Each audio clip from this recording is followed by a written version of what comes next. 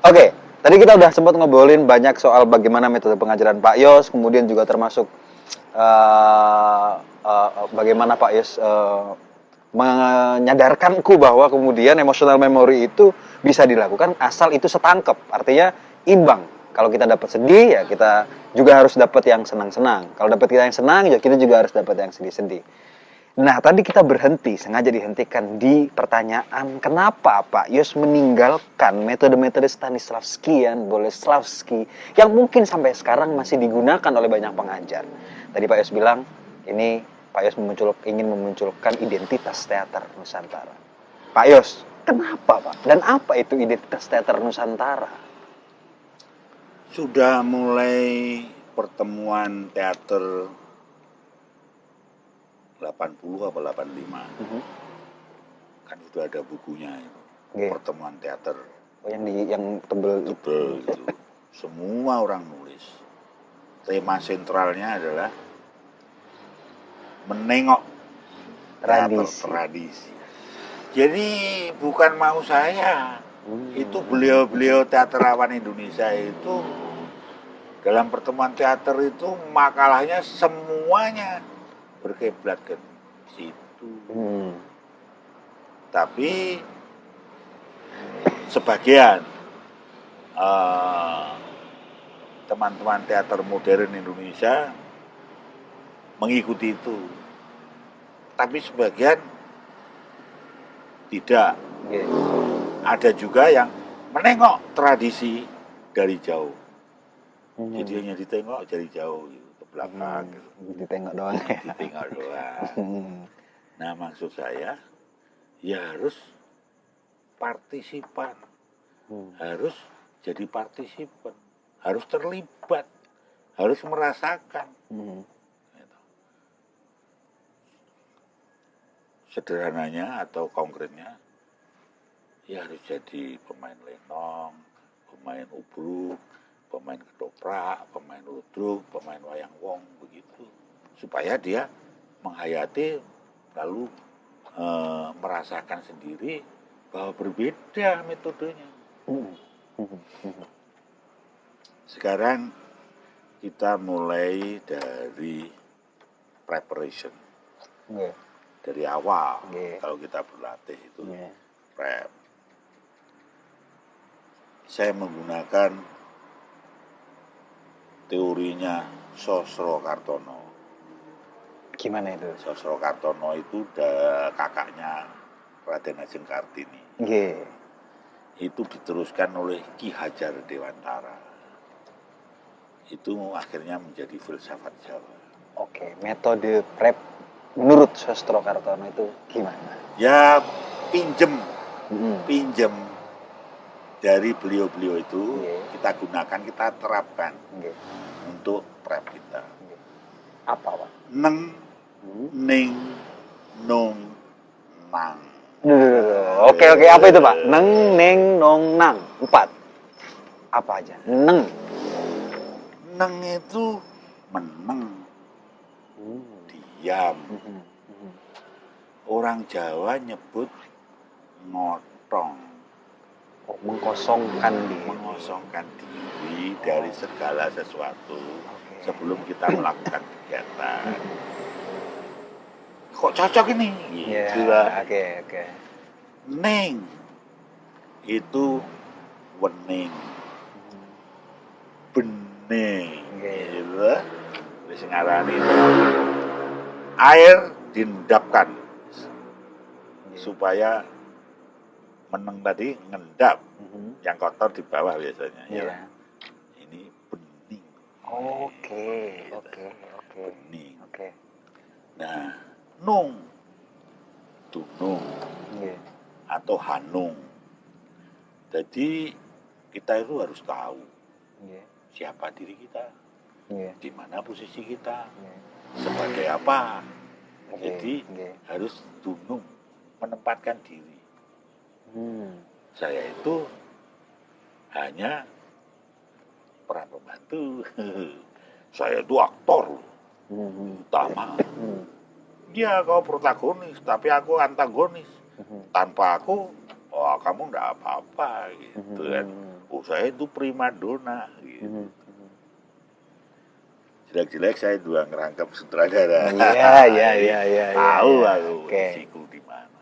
Tapi waktu jadi aktor ya jangan terus sesama teman nyutradarai di panggung gitu. Waktu bermain Betul. sekaligus nyutradarai gitu. Betul. Nggak baik gitu. Itu, Ya udah jadi waktu main ya jadi pemain. Mhm. Sutradaranya kalau ada asisten sutradara. Iya. Kalau nggak ada ya art director. Kalau nggak ya kuasa panggung, ya penata acara atau apalah. Pokoknya bukan. Itu Dunung. Nah, kalau sudah semuanya itu dilakukan, percayalah, menang. Dia akan menang. Oke. Menuju apa yang kita harapkan itu. Oke. Dan sekali lagi, itu agak ya karena kita pinjam itu ada latihan aliran kepercayaan, aliran kebatinan. Iya. Ya Topo Broto, Mesu Budi, terus Topo Bisu. Nah itu yang dilakukan bengkel. Kenapa Topo Bisu? Dari Jogja, kaum murahan itu menuju Parangtritis, nggak boleh ngomong apa-apa. Karena sedang menang itu tadi. Kenapa mau pentas Waiting for Godot? Dia observasi ke pasar sapi, pasar kewan itu, nonton sapi. Sampai sebelum meninggal, Profesor Bakti Sumanto itu ya bertanya, yang nggak ngerti maunya Mas Weli itu apa, mau nonton sapi, Waiting for Godot. Tapi saya melihat itu sebetulnya porsinya untuk poso ya. Latihannya dia. Yang cuma diam itu poso.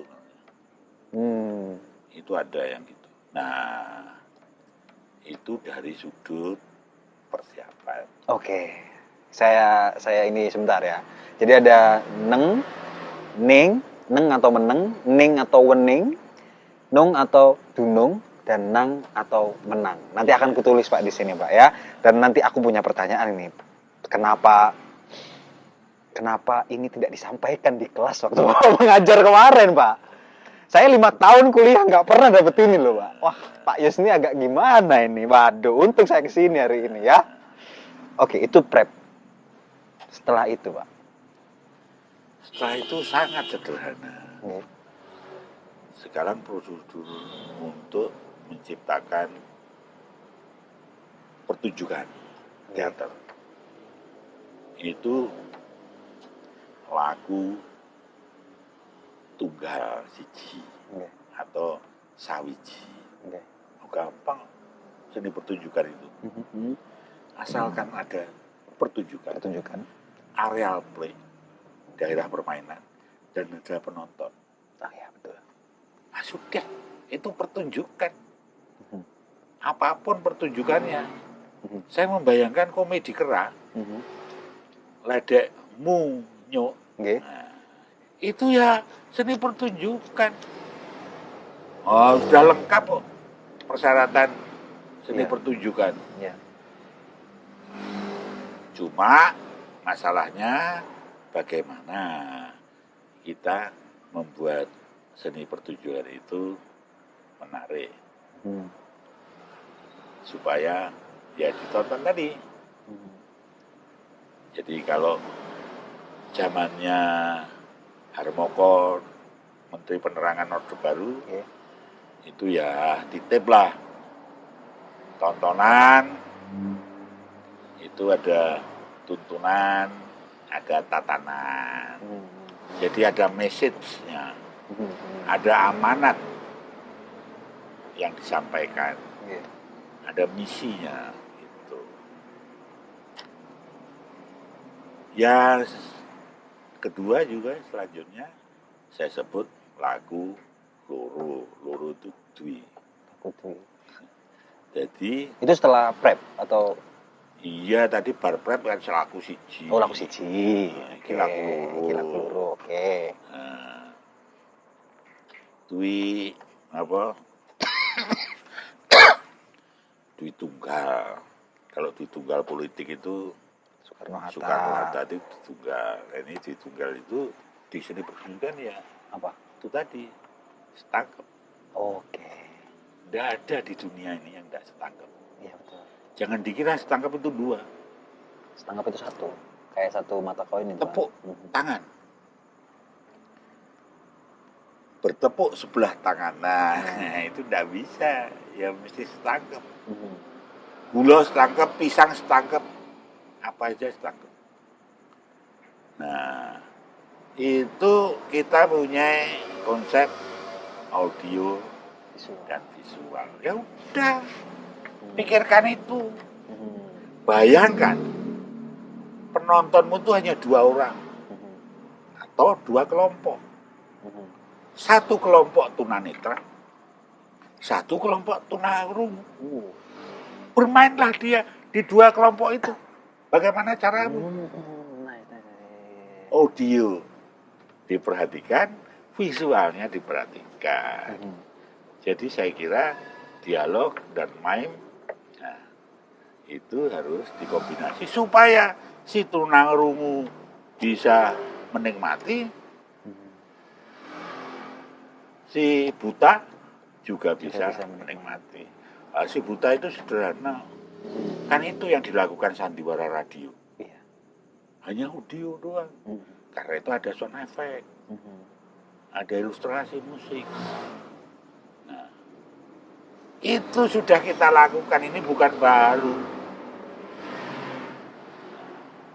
Sekarang konsepnya audio visual. Jadi satu lagi, tangkep audio visual. Permasalahannya di dalam ekspresi audiotif itu harus bisa melahirkan imaji visual. Ya, betul. Dalam ekspresi visual harus bisa menyajikan imaji audiotif. Oke. Jadi umpamanya sandiwara radio yang paling mudah, ya, buat dirama ini. Ini di Ponorogo naik kuda ini.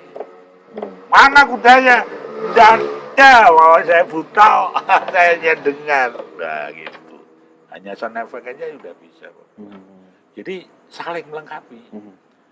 Yang ekspresi audio harus bisa memberi imaji visual, yang ekspresi visual harus bisa melahirkan imaji audiotif. Nah, selanjutnya setelah laku siji dan laku dwi, kemudian 3 sekarang. apa aja itu? Tri, laku atau tri tunggal. Jadi sebetulnya khususnya untuk pemeranan yang seperti saudara harapkan tadi, baru masuk ke pertanyaan ini, kita itu mengenal Wiromo. Wi itu linuih, irama, birama, irama yang linuih. Irama itu mengingatkan kita pada rains atau river, mengalir, hujan. Jadi irama itu siklus. Ketuk, kenong, gong, ketuk, kenong, gong, siklus ini. Tidak ada hubungannya sama nada, tapi siklus mengalir terus. Gitu. Nah, ini irama yang linuih. Yang kedua, wiraga. Raga fisik yang linuih, yaitu elastisitas dan fleksibilitas tubuh harus linuih, harus prigel, harus lentur, harus terampil, harus. Nah, itu kalau ingin jadi pemain pantomime. Jadi kita juga sudah melakukan itu olahraga apa itu. Yang ketiga, wicara. Karena kita ini teater, drama, itu ada dialog, intonasi, artikulasi, diksi. Nah, itu harus kita latih yang linwe. Di dalam kita, wah Bima, Jelipen kakangku. Jadi Arjuna, olah vokalnya Ki Dalang halus, ada apa kakak? Kalau perlu jadi Sri Kandi, jadi perempuan. Walaupun ada dasarnya itu laki-laki, tapi ada emosi, ada ritme, ada timbre, warna suara perempuan. Nah, sekarang aktor kita itu bisa mencolok putro atau mencolok putri, atau spesialis tadi. Ya kemayu ya udah. Hanya linggak-linggok laki-laki apa perempuan sama aja. Kon gagah ra iso. Sing gagah ya garang gitu, kon luwes ra iso. Wirama, wiraga, wicara. Tri. Tunggal. Nah itulah diolah. Tapi tidak cukup. Hanya 3 itu tidak cukup. Apalagi? Selanjutnya adalah terminal catur tunggal. Assalamualaikum. Sikeri. Catur ki papat, tunggal. Tunggal lagi siji.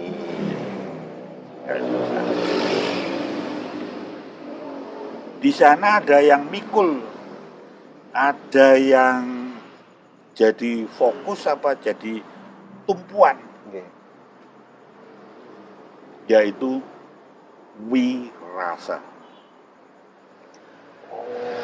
Di dalam irama ada wirasanya, di dalam wiraga ada wirasanya, dalam wicara ada rasanya. Jadi rasa itu hangapai. Saya tidak yakin Anda mampu mengolah wirasa ini. Kalau tidak neng-neng-nung tadi. Iya. Ini rada transendental. Ngeri gitu. Iya. Menurut estetika Jailantik, itu estetika Hindu. Iya. Rasa dalam wirasa itu bukan rasa dalam bahasa Indonesia. Tapi adalah taksu dalam estetika Hindu. Penari Hindu, pemain Hindu itu mempunyai taksu. Ya sebetulnya kalau kita pinjam Stanislavski ya inner. Ya. Taksu itu mempesona, menghasut penonton. Wibawa. Nah, tidak banyak pemain yang bisa memancarkan taksunya ini, pesonanya ini. Jadi di dalam tari Hindu, saya amati itu, penari Hindu, maksud saya penari Bali, yang beragama Islam, Katolik, Protestan, Konghucu dalam menari Bali kalah dengan mereka yang beragama Hindu. Nah ini yang sulit. Jadi mosok mau mengeluarkan taksu harus pindah agama. Nah ini bukan saran, tapi kenyataan itu. Terus gimana caranya bisa ngeluarin taksu? Ya tanyalah Jailantik. Dalam estetika Jailantik taksu ya. Mbah Google akan bicara banyak tentang taksu, tapi sulit untuk diterapkan. Itu bakat bukan Pak, taksu itu? Ada. Saya kira semuanya itu kita nggak bisa menolak bakat. Cuma bakat dan nasib itu ada setelah terjadi. Wah, dia berbakat. Itu setelah dia melakukan sesuatu. Betul. Wah, memang nasib dia itu menyedihkan. Nah, itu kan Betul. ya sudah nasibnya sedih. Betul. Jadi itu tidak perlu diperhitungkan karena bakat itu ketahuannya setelah terjadi.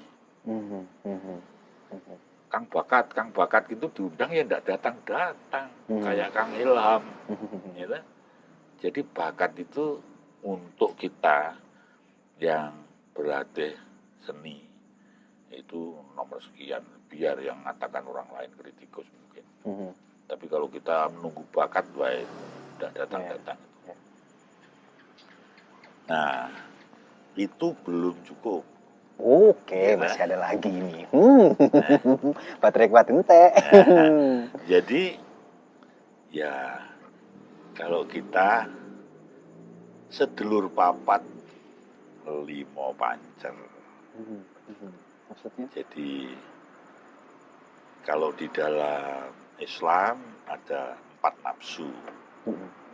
Ya kan?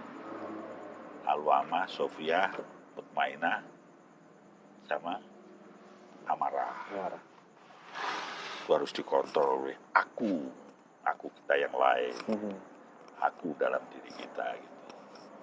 Nah, ini demikian juga di dalam apa itu 4 unsur tadi kita anggap sebetulnya satu unsur wirasa itu di tengah. Segitiga, tengahnya wirasa. Tapi oke lah, kita buat 4 kiblat 5 pancer tadi. Jadi wirama, wiraga, wirasa, wicara dianggap variabel yang sama. Nah, lalu melahirkan sanggit. Itu bahasa yang lazim di pedalangan.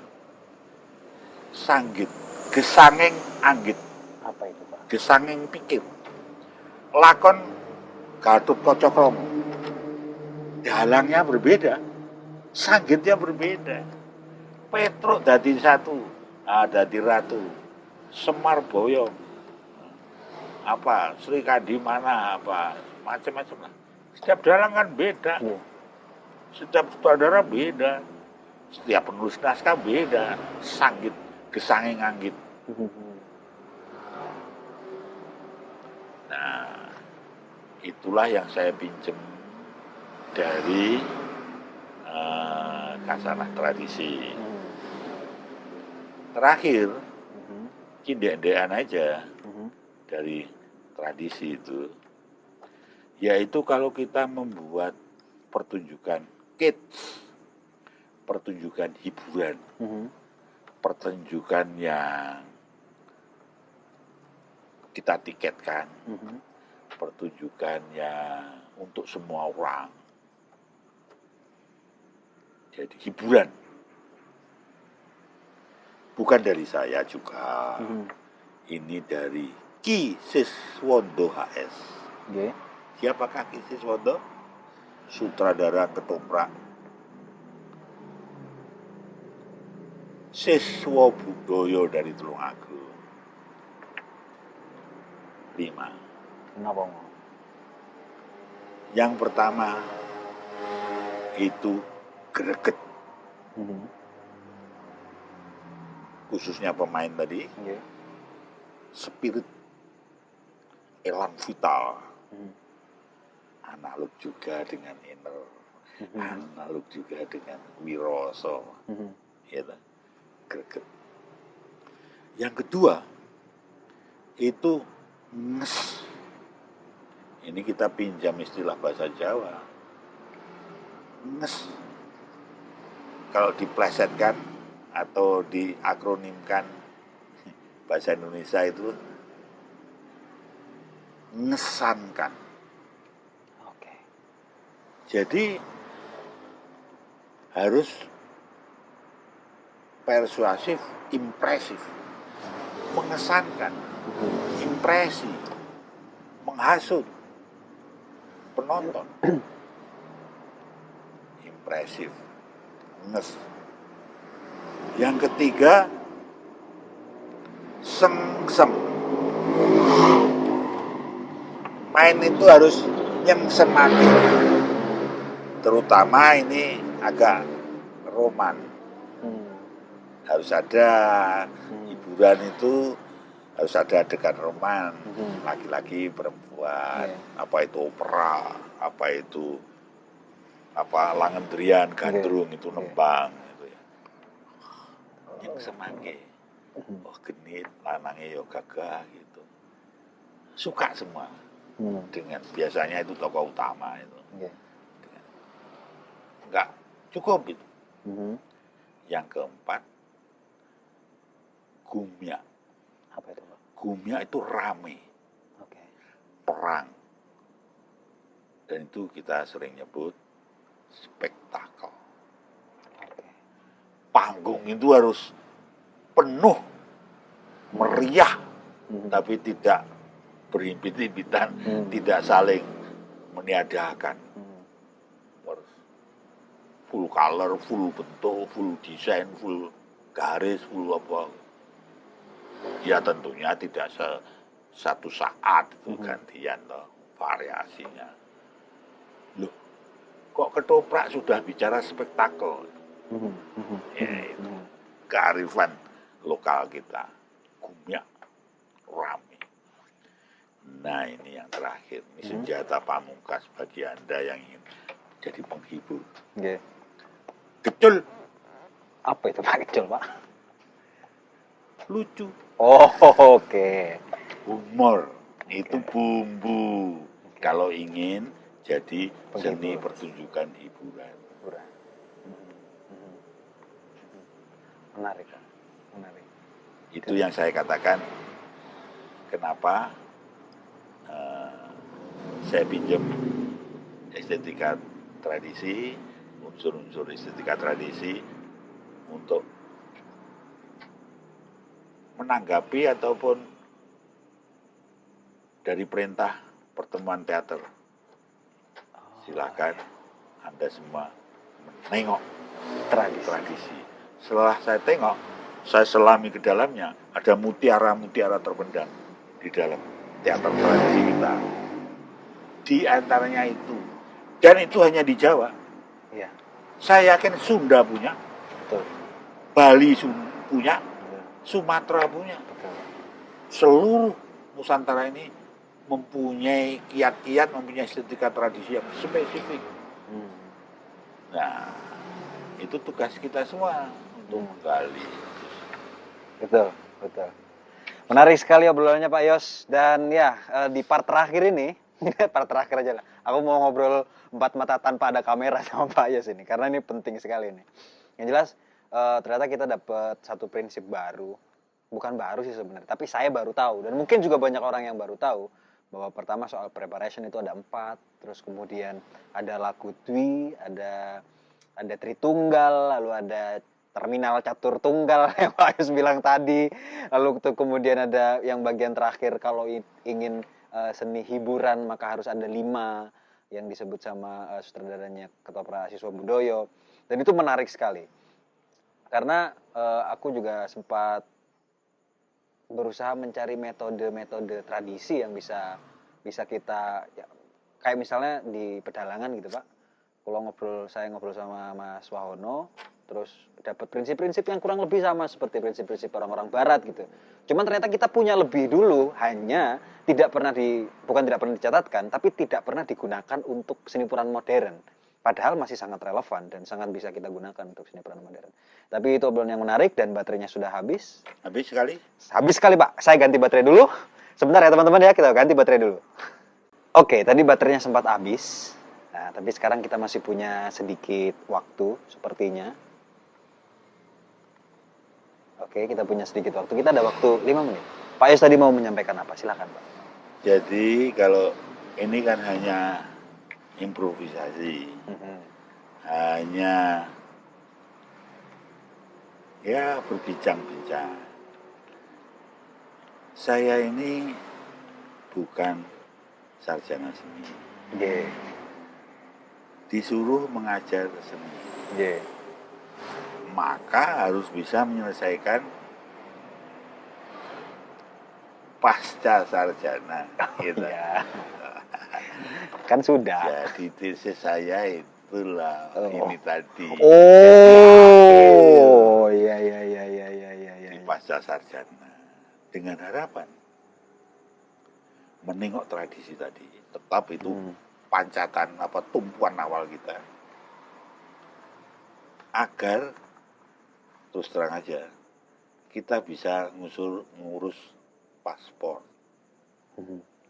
Masa orang teater modern nggak pernah punya paspor? Betul.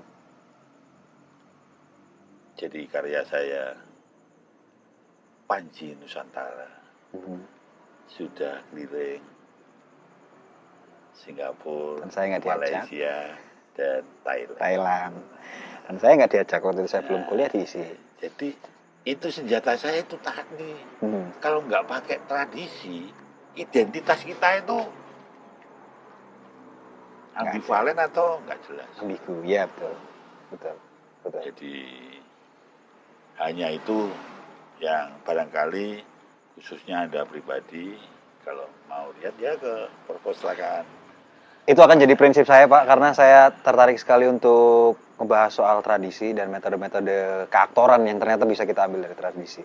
Tapi tadi baterainya habis, sekarang memorinya habis. Obrolan sangat menarik sekali. Terima kasih. Ini adalah part terakhir. Kita akan ketemu lagi di Bincang Aktor yang ke-35. Entah sama siapa. Terima kasih Pak Yos. Ya. Terima kasih atas pesan-pesannya. Dan sampai jumpa di Bincang Aktor berikutnya.